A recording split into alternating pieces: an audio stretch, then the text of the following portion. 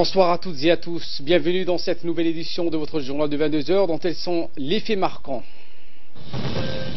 Le président Ismaël Marguerite a reçu aujourd'hui le directeur régional du célèbre groupe américain General Electric.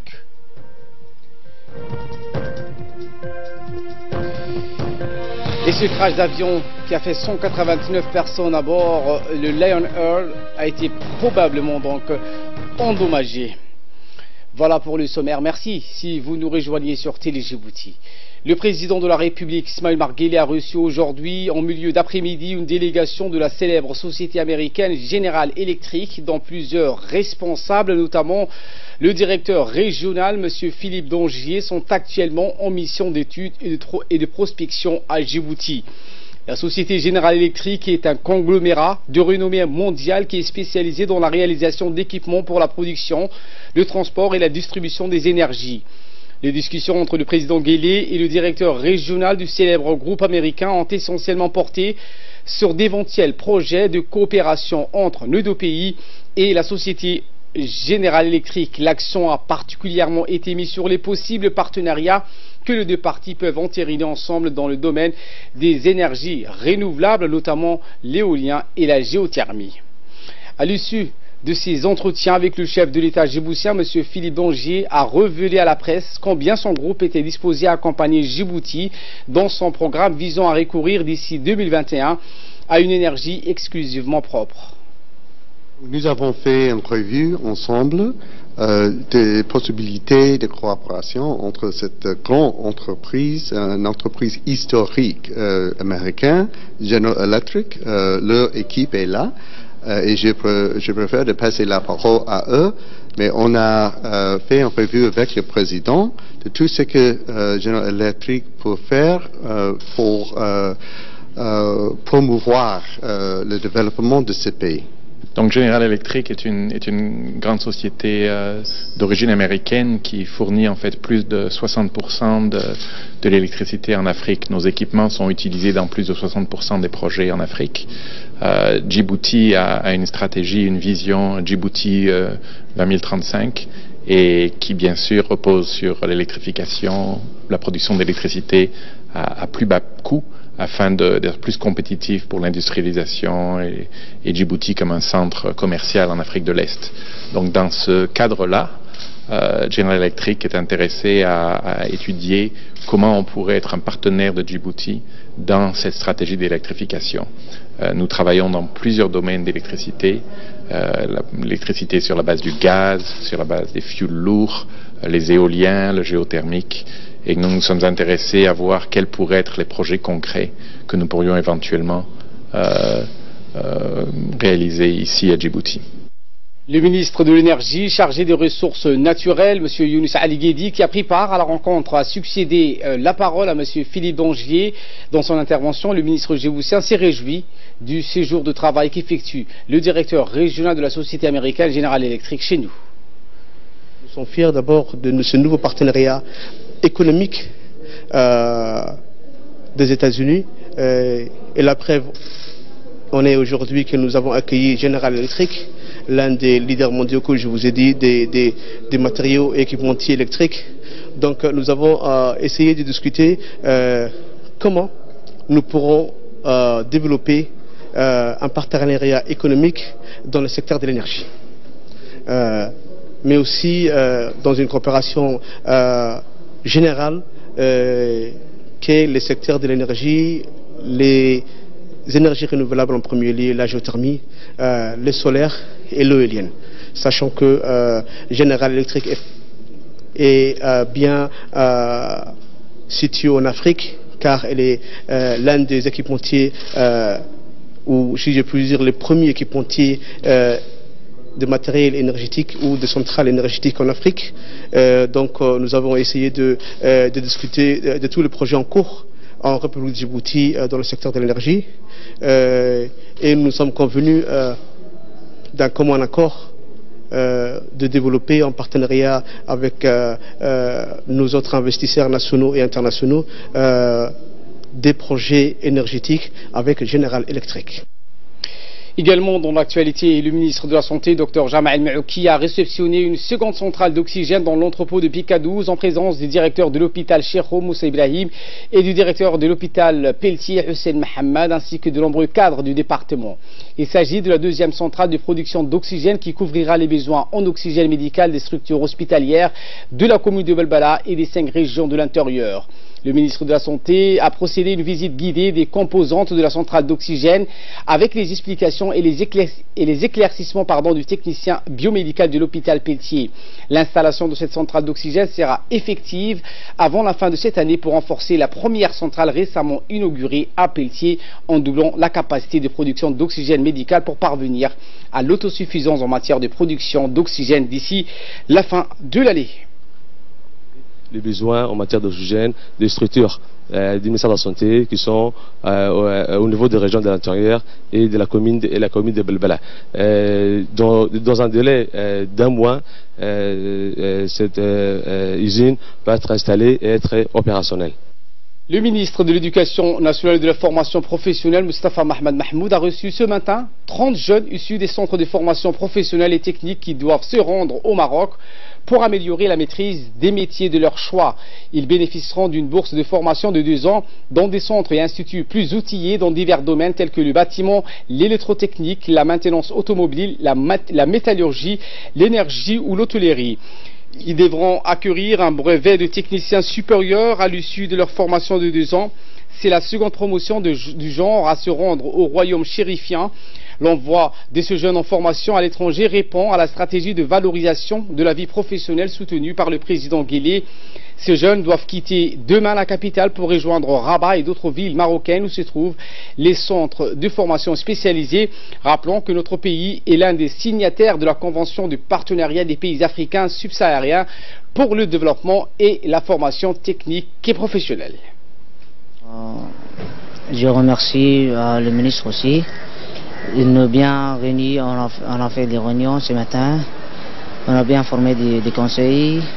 Donc, je remercie Allah pour qu'il me facilite mes études à l'étranger et aussi de bonnes continuations et mes collègues aussi. Et je remercie. Le ministre de l'Éducation nationale et de la formation professionnelle et la représentante de l'UNICEF à Djibouti, Mme Janabo Amayoundé, ont par ailleurs supervisé aujourd'hui une cérémonie de remise de kits scolaires destinés aux écoliers des zones rurales et des écoles situées à la périphérie de la capitale. Ces kits ont été remis aux directeurs des écoles, lesquels se chargeront de leur distribution. L'événement s'est déroulé au Cripen. Ces kits scolaires sont offerts chaque année par l'UNICEF et sont destinés à aider les enfants des foyers à faible revenu. Le ministre a tenu à saluer les efforts continus de l'UNICEF qui accompagne le MENFOP dans sa quête d'une scolarité réussie pour chaque élève. Profitons de l'opportunité de cette rencontre avec les directeurs des écoles des zones les plus éloignées du pays. Le ministre les a conviés à un déjeuner. De son côté, la représentante de l'UNICEF, Mme Janabou, s'est dite réjouie de collaborer avec le MENFOP pour assurer une scolarité réussie de tous les élèves sans discrimination sociale. Surtout des écoles rurales. Après l'uniforme, nous recevons les kits gratuitement de la part de notre ministère et ça c'est une grande avancée. Et encore une fois, nous remercions le ministre de l'Éducation nationale et l'ensemble des partenaires de l'Éducation nationale tels que l'UNICEF. Ces kits amélioreront les conditions de nos apprenants, nos chers enfants. À l'Assemblée nationale, la commission en charge des affaires étrangères s'est réunie ce mardi pour examiner le projet de loi portant ratification de l'accord créant la zone de libre-échange continentale africaine. La réunion a été présidée par le député Abdelrahman Awali. Le projet était défendu et soutenu par le ministre délégué auprès du ministère de l'économie et des finances chargé du commerce, M. Hassan Hamad. Il était accompagné de ses principaux collaborateurs. La zone de libre-échange continentale africaine regroupe 55 pays africains dans un marché commun. Le président de l'autorité des ports et des zones franches, M. Aboubakar Omar Haddi, a reçu hier M. Sam Arabto, principal responsable du projet de réalisation d'un important axe routier devant relier les villes de plusieurs pays de la sous-région à partir du port kenyan de Lamu. L'île de Lamu au Kenya se dote d'une imposante structure portuaire et située à 345 km au nord-est de Mombasa dans le port devient congestionné. De Lamu partira un corridor routier de 530 km à l'intérieur du territoire kenyan pour rejoindre la ville d'Isiolo. Cette réunion a en outre permis aux deux responsables d'envisager la possibilité de tisser une coopération entre les deux entités. La délégation kenyane a ensuite entamé une visite des sites portuaires en commençant par la SGTD à Doralé, où les responsables de ce port ont fourni des explications. À Doralé Multipurpose Port, les hôtes de ce pays ami, le Kenya, ont eu un entretien avec le directeur de ce port, M. Wahib Dahil, qui leur a donné des informations sur le fonctionnement ainsi que sur l'ensemble des activités du DMP. M. Samarabto et son conseiller se sont enfin dirigés vers la nouvelle zone franche de Djibouti, APK 23. Le programme de protection et de promotion des droits humains poursuit sa tournée de sensibilisation sur les méfaits de la mutilation génitale féminine dans les CDC des autres quartiers de la capitale, mais aussi dans les régions de l'intérieur. Ce fut le cas hier, donc, à Quartier 6. La cérémonie a vu la participation de plusieurs personnalités de l'UNFD. L'UNFD, en collaboration avec l'UNICEF, ont organisé cette soirée de sensibilisation et de débat en faveur de l'abandon total des mutilations génitales féminines. La police du 3e arrondissement a saisi des matériels électroniques volés. Le jeudi soir 25 octobre, des voleurs ont volé un sac de matériel contenant un PC portable et 4 disques durs dans une voiture garée devant une maison au Cité Progrès. Suite à une plainte du propriétaire, la police du 3e arrondissement a lancé la procédure de l'enquête et a mis la main sur les matériels volés. Le dimanche 28 octobre, c'est donc 3 voleurs. Le lieutenant Ousmane Elmi nous a expliqué dans une interview les détails de l'enquête qui a permis l'arrestation des auteurs et la saisie des matériels volés par ces hommes. Une séquestration. Les 3 autres sont les auteurs de vol. Le viol a eu lieu dans la soirée du vendredi 26 août 2018 et dans la foulée, dans la soirée même, dans la nuit même, ils ont été interpellés par nos éléments. Donc, ils feront l'objet d'une présentation au parquet demain matin, Inch'Allah. Le ministère de la Santé lance une campagne nationale de vaccination contre la poliomyélite, ciblant tous les enfants de 0 à 5 ans sur tout l'étendue du territoire national du pays. Dans la région de Tadjoura, le lancement a été organisé à l'établissement SOS Village d'enfants par le préfet de la Ville Blanche en présence des responsables du ministère de la Santé. Les agents et les hauts responsables du ministère de la Santé ont pendant 4 jours œuvré dans la ville de Tadjoura. Les agents de santé vaccinateurs passeront de porte à porte dans les quartiers, dans les garderies, les crèches, les écoles coraniques, les campements pour vacciner 15 000 enfants âgés de moins de 5 ans dénombrés dans tout l'étendue de la ville de Tadjoura. Vaccination contre la poliomyélite qui se déroulera sur 4 jours. Donc dans la préfecture de Tadjoura, on a prévu de vacciner à peu près 15 000 enfants moins de 5 ans et ça se déroulera sur 4 jours. Tous les moyens sont là, les équipes sont déployées dans toutes les sous-localités, allant de Tadjoura ville jusqu'à Mabla et jusqu'à le Mont Moussa Ali. Nous espérons que cette campagne permettra une couverture à 100% de tous les enfants de moins de 5 ans de la région de Tadjoura. Et de là, nous passons aux nouvelles à travers le monde avec Fardous Hussein qui nous a rejoint sur ce plateau. Bonsoir Fardous. Bonsoir. Nous commençons avec le Brésil où le candidat de l'extrême droite, Jair Bolsonaro, a été officiellement élu hier soir. Eh bien, Ali, comme vous le dites, le tribunal supérieur électoral a donc indiqué cette victoire avec 56% des voix contre 44% pour son rival, Fernando Haddad, candidat du Parti des Travailleurs. Les quelques 147 millions de Brésiliens ont voté pour départager le sulfureux candidat d'extrême droite qui était le grand favori de son adversaire du Parti des Travailleurs, de l'ex-président prisonnier Lula. Bolsonaro succédera à Brasilia au président Michel Temer pour un mandat de 4 ans au 1er janvier 2019.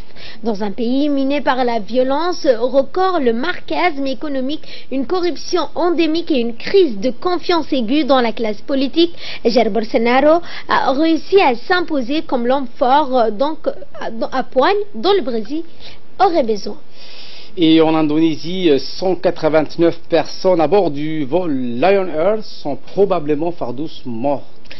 Qui c'est donc un avion de ligne de la compagnie indonésienne Lion Air avec 189 personnes à son bord s'est abîmé en mer ce matin au large de Karawang dans la province de Java occidentale peu après avoir décollé de Jakarta. Lion Air, une compagnie à Bakou, avait elle-même mené et indiqué être impliquée dans plusieurs incidents. Rappelons-le, en avril 2013, un des Boeing de la compagnie avait manqué la piste d'atterrissage à l'aéroport international d'Denpasar sur l'île indonésienne de Bali, s'abîmant dans la mer toute proche. Les 108 personnes à bord, dont 101 passagers, avaient survécu, mais une quarantaine d'entre elles avaient été blessées, dont une femme grièvement blessée. Lion Air est une filiale de Lions Group qui possède donc 4 autres compagnies, Wing Airlines, Batik Air en Indonésie, Malindo Air et Malaisie, et cette compagnie qui vient de faire faillite. Et nous terminons avec l'ouverture du plus grand aéroport du monde à Istanbul en Turquie. Et oui Ali, d'ici 10 ans, selon les prévisions, cet aéroport prévoit d'accueillir quelques 200 millions de passagers par an. L'inauguration de ce grand aéroport d'Istanbul coïncide avec l'inauguration du 95e anniversaire de la Turquie. Ce projet est titanesque, situé au nord-ouest de la ville, près de la mer Noire. Future passerelle, l'Europe, l'Asie, l'Afrique est vouée à devenir à terme le plus grand aéroport au monde. À cette date, il disposera de 6 pistes et 3 terminaux. Il pourra alors occuper la première place mondiale, loin devant l'aéroport américain d'Atlanta qui accueille 103 millions de passagers et dessert 300 destinations internationales. Merci Fardous Hussein pour ces éclairages et merci à vous de nous avoir suivis. Très bon suivi de programme sur Télé Djibouti.